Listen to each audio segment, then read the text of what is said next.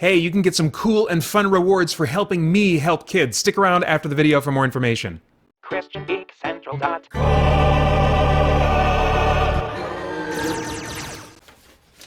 Well, my editing skills are crap, but can the same thing be said about the HBO series premiere of Watchmen? Stick around and find out. Oh, what a beautiful morning. Oh, what a beautiful day. I've got a beautiful feeling. Everything's going my way. Hey, I'm Peter Franson from christiangeekcentral.com and Spirit Blade Productions. This is my uncut review of Watchmen, the HBO series premiere. The synopsis on IMDb reads, set in an alternate history, that's actually alternate present, I guess. Well, yeah, it's because it's present day, where masked vigilantes are treated as outlaws. Watchmen embraces the nostalgia of the original groundbreaking graphic novel of the same name while attempting to break new ground of its own. That's a really terrible description because it says nothing about what this story actually is. So I wrote a few thoughts of my own. Angela Abar, a police officer in a modern U.S. where police must wear masks to protect themselves and their families, is determined to root out a Rorschach-inspired white supremacist terrorist organization. That's still, just kind of giving you the basic premise of it, not necessarily covering all the story beats, But this is an alternate world crime drama, is the way I would describe the basic feel and vibe and, what this animal is. There's enough focus on character to keep me intrigued, but it's not a character drama. At least doesn't seem to be that yet.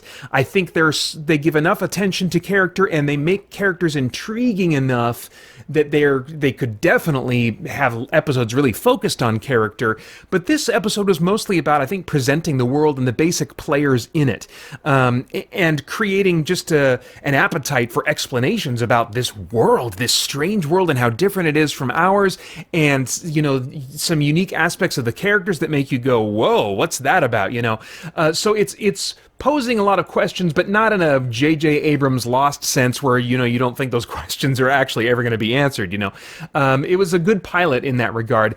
It's a world that is not segregated racially, but it's clearly racially charged. Oh my gosh. There are characters attending a performance of Oklahoma entirely cast with black performers and even referred to as Black Oklahoma, yet both black and white people are attending this, they're enjoying the performance, so it's just kind of an odd world where, where black people and white people are clearly getting along in many respects, but there are also segments of the population that are racist, in a very intense and violent way.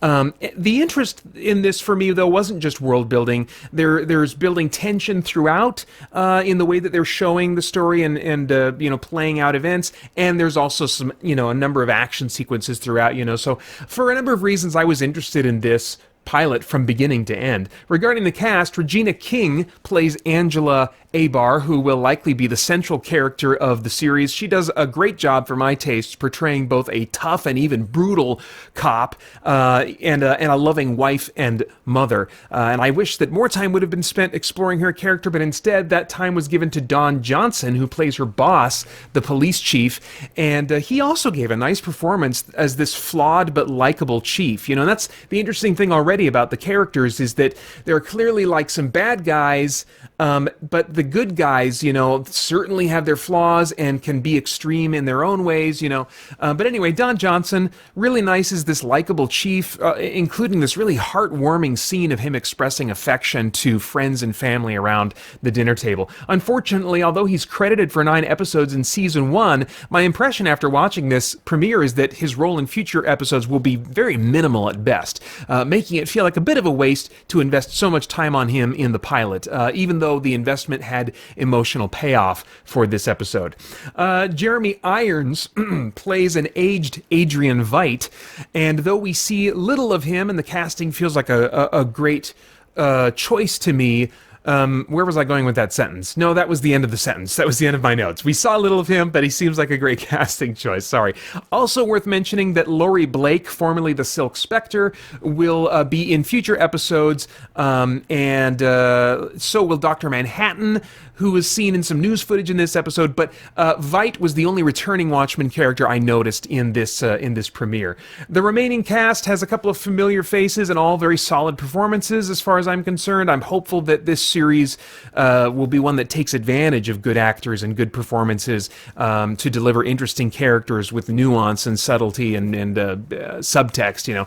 I think it's off to a good start in that regard, even though I would have liked more screen time being devoted to character in that way. As far as stunts and visuals, the visual style of the costumes and the coloring in general just reminds me of the Zack Snyder movie, but the action is not spectacular and stylized at all like that movie. In fact, based on a reference to space squids at one point in the pilot, this series may actually be a sequel to the original comic rather than the movie, unless that was more of a nod to the comic. If you see the episode, you can tell me what you think. Even so, the production quality looks great, and it's what you'd expect, I think, from subscription TV these days, although it's not pushing what subscription TV gives us in the way that I think some other shows are, So I would have liked them to have been more ambitious with the action sequences. One more note on the plot. I do think that you are going to greatly benefit from having either read the original graphic novel or seeing the Zack Snyder movie. I think if you come into this, you could probably still be invested in the character, and but you'll just have you won't just have questions about the world. I think you will feel extremely lost, and it'll just be too far out for you if you have not seen or read that original story. So I would highly recommend doing that before checking out this show. As far as like themes, is there any moral, philosophical, or spiritual themes going on that might trigger some worthwhile thought? I think absolutely. Racism and racial tensions are the major theme and the backdrop for this entire world, and I think probably the whole series. It seems very fitting given the racial tensions that seem to be even increasing in America, despite the push for tolerance that has been going on in media and entertainment for decades now. And the idea of police being in danger in their homes feels like a natural extrapolation of the tensions we've seen in recent years with things like police brutality and the reactions to that, and the Black Lives Matter movement, just different things like that that are in the air in America in recent years. It just seems like this is really pulling inspiration from that. Despite the fact that Angela and many masked police in Watchmen are also black, it still feels connected in some ways to these modern day headlines that we've seen in recent years. And it takes place in 2019, but it feels like a cautionary tale of where America could be headed in the future. For me, it really brings to mind the importance of learning how to communicate ideas and disagree with ideas instead of becoming disagreeable as people, if you know what I mean. Our ability to disagree with both clarity and gracious patience and love just seems to be quickly succumbing to atrophy in America as we spend more time venting on social media instead of learning how to artfully control and strategically present our words and our tone so that we can come across in a way that people will be receptive to at least our demeanor, even if they're not receptive to our ideas. We cannot let this skill die, and I think as geeks we're even more prone to letting go of this skill, not seeking to develop it or not seeking to keep that skill exercised, in our lives. I think we are extra prone to just allowing that to atrophy, but we have got to exercise it. We've got to keep it alive. We've got to pass it along to our children, or we will face a world where conflict of ideas inevitably involves hatred of people and a natural violence that follows. I would highly recommend checking out the RZIM YouTube channel and the short video titled "Is Free Speech Dead?" for more thought on that topic and how we can navigate the future in light of where things seem to be at right now. Now, I have no idea what your tastes are in TV shows, but if I were a time traveler, I'd go back in time and say, Pater, dude, you're in on this. You're going to want to see... Man, got something stuck there. You're in on this. You're going to want to see more of this, but you're going to want to do that on Blu-ray. No way does this pilot indicate to you that this show, even with 4 episodes a month for 2 months, because it's going to be, well, actually it'll be 9 episodes, so you'll have to pay for 3 months of this service. That's going to be $30, $45 to see this entire season one time, and then you could end your subscription, or just wait, and probably a year from now or even less, it's going to be available on Blu-ray for probably closer to $30, and then you can just keep it and probably have a bunch of special features and stuff too, So this is something you want to see, and it will be worth the gamble later on, if you don't hear anything else about the rest of the show when it comes out on Blu-ray. But for right now, my gosh, seriously, HBO, $14.99 a month? I don't know what kind of programming you think you have, but this is not worth that for me. You can get my spoiler-filled reactions to the series premiere of Watchmen in my Spoiler Car video series, just one of many perks available for your support at patreon.com/SpiritBlade Productions. There's no MPAA rating for this one. I would classify it as rated R. There is some sexuality and just some brief shadowed kind of nudity, but mostly that's going to be for language and some violence as well. All right, those are my thoughts. I'd love to get yours in the comments below. Please like, share, subscribe, anything you want to do to share this content with others and stay connected to it, I would be really grateful for. And you can get more info about the benefits of joining again on patreon.com/SpiritBlade Productions. Then I hope you'll join us over at christiangeekcentral.com as we continue to geek out and seek the truth.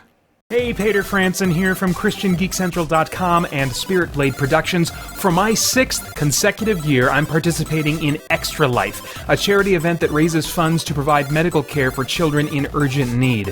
I'm also leading the Christian Geek Central Extra Life team, which you're still welcome to join by following the link in the description below. Once again this year, I'm drawing attention to our team's fundraising by performing a 24-hour marathon of video gaming that I will stream live on youtube.com/ChristianGeekCentral and ChristianGeekCentral.com beginning 6 a.m. Pacific Time on Saturday, November 2nd. You can donate on my page or on any team member's page by following the links below, where you will also find incentives and rewards for doing so. For example, on my page, for $5 or more, you can choose a topic to add to my +3 page of many topics that I'll be blabbing my opinions on during the live stream. For $10 or more, you get the previous reward and a download code for a free copy of the Spirit Blade Special Edition audio drama. For $20 or more, you get the previous rewards, and you can choose a game for me to play during my November 2nd live stream. Pick a favorite or torture me with something terrible or rage-inducingly difficult. For $30 or more, you get the previous rewards, and you can choose a song for me to sing during my November 2nd live stream. Pick an old favorite of yours, or just make me humiliate and torture myself with something no one wants to hear. And for $50 or more, you get all the previous rewards and a download code for every MP3 product at SpiritBlade.com. That's an $80 value. On top of that, I've set fundraising milestones that will unlock strange and unusual happenings as I reach them. At $200, I'll have a free download day for everyone who visits SpiritBlade.com on November 6th. And as my total goes beyond $200, I'll unlock increasingly more content for that free download day. I will also let my boys tickle me for 1 minute straight during my November 2nd live stream. And depending on how far beyond $200 my fundraising goes, I will cover my face in peanut butter and jelly while talking about horror movies, put on a Frozen Solid t-shirt the morning of my live stream while playing video of me singing soothing classical music at my senior recital in college, shoot water up my nose with a turkey baster, get my wife Holly to play a game with me for 30 minutes of the live stream, or the granddaddy of all milestones, squirm intensely, mortified while showing an embarrassing video clip from the original stage version of Spirit Blade. Now, there are some stipulations and time limits on those rewards and milestones, so quickly follow the link below to my fundraising page for all the details. I hope you'll be a part of helping me and the Christian Geek Central team do some good for some kids who really need it. And then, please join me at youtube.com/ChristianGeekCentral for my 24-hour marathon starting at 6 a.m. Pacific on Saturday, November 2nd. Hope to see you there.